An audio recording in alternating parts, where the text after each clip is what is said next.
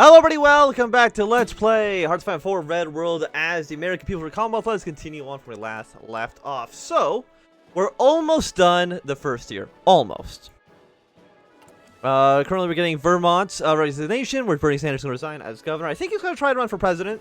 I mean, I know that he is. You can just kind of even read into the focus tree. It makes it quite clear through that. Peace conference is ending. The Libyan civil war is slowly starting to, shrink down in size, and with better light tanks. That would be nice for us, because we're still in 2010. Our technology options are still quite limited, I would say. How are you guys doing, by the way? It looks like Gaddafi is still going to end up winning here, because you are basically just living in the desert. Eugene Debs Day. Eugene Debs, American Union leader, one of the founding members of the IWW, and 5-time candidate for the Socialist Party of America. So, okay, one political power. Thank you very much. I mean, there's technically you as well. But even then, you don't really have that much territory. A free army of Libya, who is a puppet state of you. I don't know why you're a puppet state, but it doesn't really make a huge difference at all. Other than that, I don't think there's any actual wars going on in the world. Oh, no, Pacific and Cascadia. You are doing better than I thought. Like, you're definitely holding on to Washington. But well, so, like, how many? Like, you can't have that many men. I mean, you're in a very mountainous area. But question mark against question mark. We'll have to see who can end up on top there. And did I get better? I'm not making light tanks, so that actually makes a lot of sense why we're not worried about that right now. Jeb Bush been elected president of the American Republic. Fantastic. And with 29 army power, like, what can I get for you? Offensive doctrine sounds great. They're probably doing a lot of attacking, if I had to take a guess. Because attacking you, like, we don't want to justify the war. The Liberal Democrats have won the snap election. And Bernie Sanders has resigned as governor. Well, not necessarily to run for national political office. Bernie Sanders has suddenly tendered his resignation to Vermont's representatives in each trade council, who subsequently but reluctantly accepted. The state's beloved leader can no longer unite them against common enemies, and in particular defend Vermont as spectacularly as he did against the infamous insurgency not long ago. However, the resignation comes the enormous popularity boost for the rising star in American politics, showing that the general populace that he is willing to sacrifice everything to commit to his political revolution and fight to his figurative death. Some political commenters, on the other hand, loyal to the old guard, opponents of the Democratic Progressive, call this a political stunt orchestrated by Sanders' campaign team to deliver maximum results across the board. Whatever the case, it has certainly struck a major blow to not just the General Committee, but also to President Chomsky, who is currently remaining silent on the rapidly rising popularity of Bernie Sanders. Aside from that, like, do any of you guys actually give us... Oh, I can actually just go straight here. I don't need this quite yet. You only need one of them. Greater freedoms. What are you? Drift towards the pop. I mean, we don't really need any of this stuff, do we? If we can just go straight to Sanders in the committee and kind of just make him president. Because once we make him president, I believe we should have a few more options. Because we want to get down to here and actually kind of core other territory. Yeah, decision to restore territory. Sounds quite nice. We can unite all of America, and at that point, maybe either try to fight the Soviets or invade Canada, or both. We can do both. Our options are quite open. But we also probably want to go for partial mobilization right away. And if we can get... Once we get back up to 150 political power, some sort of military staff, maybe somebody for some good research. The Free Army of Libya has capitulated, which is not a surprise. You're actually now just... Oh, no, you're like the little puppet state guy. Like, there's no way that you lose, right? I mean, the National Salvation Government actually is making some solid progress. So we'll have to see. The AI could easily get itself encircled and just absolutely eat shit. It wouldn't surprise me in the slightest. But when are you guys... You're missing a ton of your tanks. You know what? Let's just, deploy one. Two, apparently just too much. That will get you, I think, up to, yeah, about 100... Only halfway to where you need to be, unfortunately. And how long is that going to take? Still 610 days. Are we missing resources? We are. We're missing chromium. Missing 24. Was I not importing a lot of chromium? Like, did I... I could have sworn I was already importing chromium, but maybe I'm just losing my my mind. Maybe a little bit of rubber and tungsten as well, because we have a decent amount of factories, so I'm not too worried. Yeah, no, it did seem like it actually canceled all of my trade deals. I don't know why they would do that, but that's okay. And how are you guys on experience? You're still looking completely okay.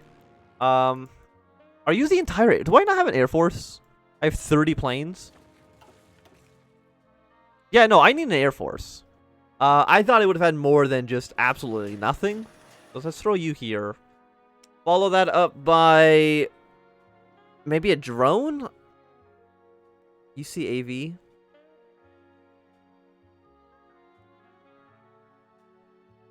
I guess you're a naval bomber. I guess drones. I don't know what else they would, guess you're maybe like close air support.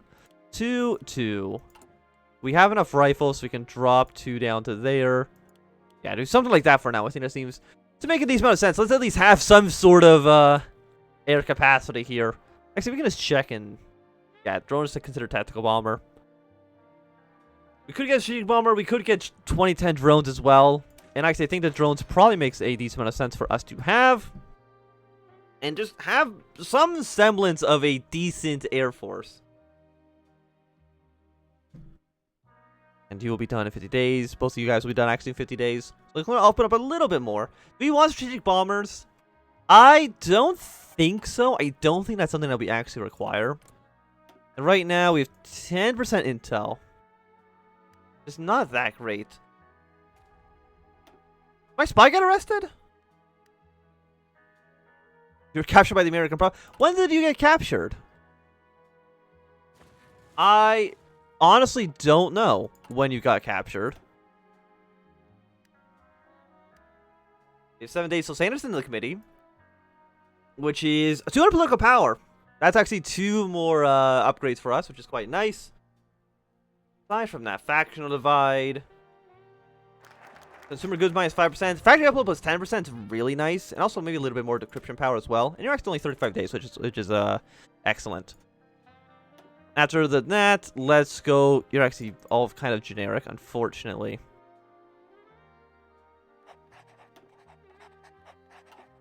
Bernie has been appointed to committee. After a series of negotiations between Vermont representatives and the politicians on a national level, the Trade Council decided to appoint Bernie Sanders as a member of the Central Committee. Those in support of the revolutionary voted in favor of his membership due to his belief that he would, over time, expand influence in Philadelphia and eventually be selected as Noam Chomsky's successor. Opponents that still voted in favor, on the other hand, assume that granting him a fancy title within our nation's highest legislative body will appease him. And the rough unpredictability of national politics process will wear him down in this measly state worker. No one at this moment knows what Sanders' true plans are within the committee, but his opponents shouldn't be so sure of his weakness within a different environment. We shall see. I do like this photo because I'm pretty sure that might be Henry Kissinger. If he's supposed to be Noam Chomsky, I'm not too sure. Either way, it's kind of a... it's a little bit funny that way. So you're going to get done pretty soon. The factory input plus 10% is quite nice. The consumer good factory minus 5% as well. I mean, what is our current 38%? Building. Oh yeah, because we're still building that wall. It should be done, I think, soon though. It's done in May, I believe. May 28th. Okay. The Keyland Park stabbings. Located in northwest Chicago, Keyland Park High School is completely unknown to American people until a tragedy incident this morning. Almost 20 children witnessed a brutal stabbing murder of fellow students. The hands of seniors James Denner and Lily Richards. According to those present, the 2 were screaming bloody fascist, Republican dog, and other hateful lines at the younger classmates. So it's not... Okay, so they're stabbing one person. I thought they were stabbing... I thought it said that they stabbed 20 children. The hateful lines at a younger classmate who was lying on the ground, excruciating pain. Boys rushed to the local hospital as soon as the authorities were called, but died inside the ambulance on the way. While the principal has expelled the 2 students with immediate effect, Daniel and Richards have yet to be placed in police custody, much to the apparent anger of the victim's family. It didn't take long for the story to reach the entire nation, but once it did, the surrounding political beliefs of the schools and the Commonwealth as a whole has picked up immense pace. Okay. Yeah, so now the Libyan Union is only fighting one guy. Gaddafi's going to win here. Yeah, not that I don't think that has any actual impact on anything. Like, he has a generic focus tree, so... The whole Libyan civil war kind of doesn't affect anything. Just like any... I know most countries don't have political trees. Other than, you know, some of the major ones. I think Germany does. Britain does, of course. We saw them elected the Liberal Democrats.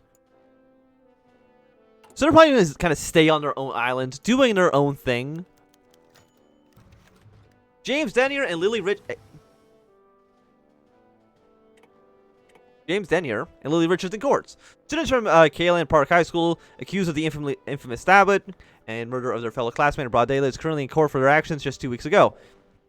Judge Maya Stereo-Ing will have an undisclosed amount of time to decide their fate, assuring local media that the jury will have the final say. Some, however, called for an iron fist from the judge, demanding that she reject the jury's decision of they allow the 2 students to walk free. Many politicians, on the other hand, believe that their actions at the school are not grounds for jail time due to the nature of the incident in particular. According to the same politicians, the victim was a fascist and reactionary and had no place in our society anyway. More than likely, on his way joining rebel forces across the southern border once he became of age. Probably a little bit much to blame like the 16-year-old who got stabbed. Just putting that out there.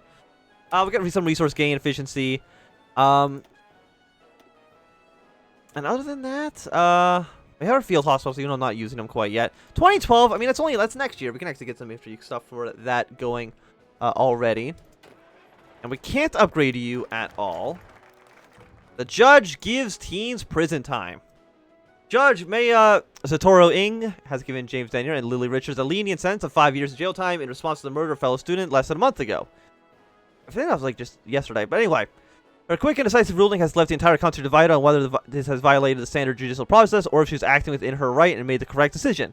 The governor of Illinois has already faced calls to sack Maya Satoru-Ing with his own constituents linking her to the radical far-right groups in the south and just west past the Illinois border. Victim's family, on the other hand, have hailed this as a victory for justice, calling Chicago's judge a hero despite significant backlash from both teens' families themselves and half the Commonwealth. This could either be a moment Satoru-Ing has propelled to a higher judicial position, or the moment she sees her career collapse in on itself. So tensions are high. I feel like that is quite obvious. Can't go much further down here, so we'll go for getting you done. Your move, standing firm. But I don't think that matters, because I don't think we have any communist, fascist, or nationalist support in the country at all. Yeah, they're already all at 0, so this doesn't actually do anything for us. Hardline socialists outraged. Hardline socialists have taken the side of Denyer and Richards in this historic code case of proportionate, labeling Judge Satoru-Ing a reactionary for giving them prison time.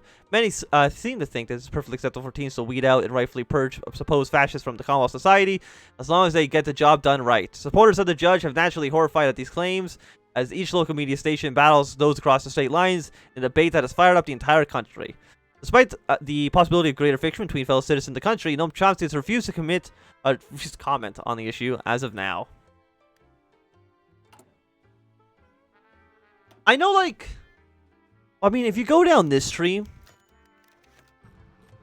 you can have, like, a civil war, but I'm not too sure if that can happen in the path that I'm taking.